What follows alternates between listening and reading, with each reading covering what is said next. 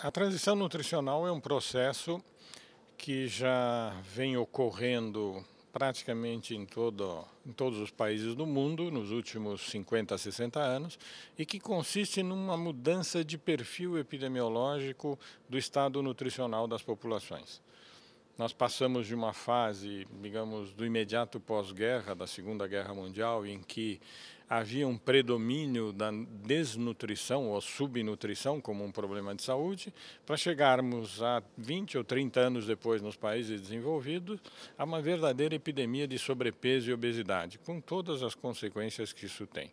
Essa transição não é exclusivamente nutricional, na verdade, ela ocorre no bojo de outras duas transformações que a sociedade moderna sofre. A transição demográfica, em que há o processo de urbanização das populações, há uma diminuição da natalidade, há um aumento da sobrevida, uma diminuição da mortalidade, e com isso também muda o perfil populacional, ficando populações mais velhas em termos médios.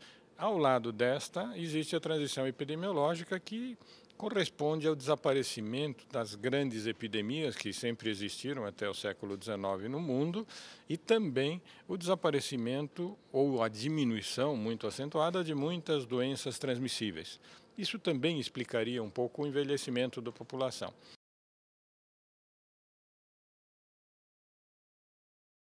Hoje, admite-se, sabe-se, na verdade, existem muitos estudos que comprovam isso, que houve um aumento muito grande do diabetes, houve um aumento muito grande das doenças cardiovasculares, que são doenças degenerativas e muitas delas ligadas à questão nutricional. Existem outras alterações metabólicas, como as hipercolesterolemias. Existem problemas até de ordem psicossocial, de adaptação do indivíduo obeso na nossa sociedade, das repercussões psicológicas com comprometimento da sua autoestima, do seu comportamento social, até problemas ortopédicos e dermatológicos que acompanham esse aumento de peso da população.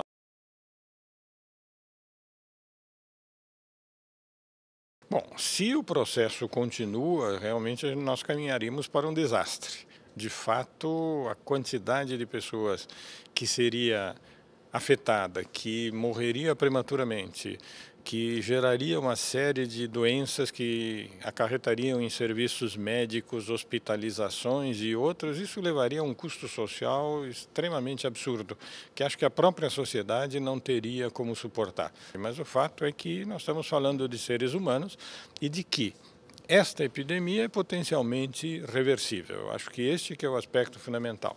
Já existem alguns sinais, poucos, muito aquém do que nós gostaríamos nos países desenvolvidos, de que talvez algumas camadas populacionais mais favorecidas estejam chegando na quinta fase da transição nutricional, descrita por Popkin, que seria a fase em que começam a envelhecer com saúde, menos obesidade, menos problemas de complicações metabólicas, menos problemas cardiovasculares, porque começa a existir uma percepção de que os hábitos de vida precisam mudar, basicamente a alimentação e atividade física em si.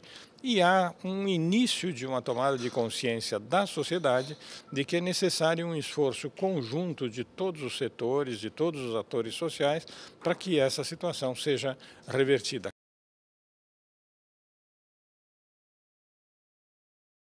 Na verdade, a epidemia resulta de uma mudança de hábitos e de comportamentos em relação à atividade física e em relação à alimentação.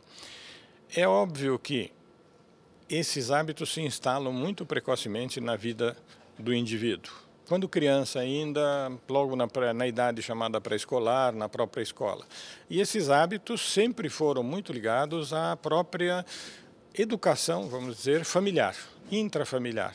Hoje em dia a criança fica mais tempo fora de casa, hoje em dia ela está mais exposta ao ambiente social como um todo E esse papel educativo da família se atenuou. Ele ainda pode ser muito importante, porque existe um período do dia que essa criança ainda passa com seus familiares. Mas além da educação familiar, no sentido de promover uma alimentação saudável, com o exemplo da própria família se alimentando de maneira saudável. E, por outro lado, promovendo hábitos de atividade física, continua sendo fundamental. O exemplo da família é extremamente importante. Mas ele, por si só, pela exposição que a criança tem hoje ao ambiente social como um todo, já não é suficiente. É preciso que o próprio ambiente social como um todo tome consciência da necessidade de induzir essas mudanças de hábitos através de processos educativos, de estimulação de comportamentos adequados.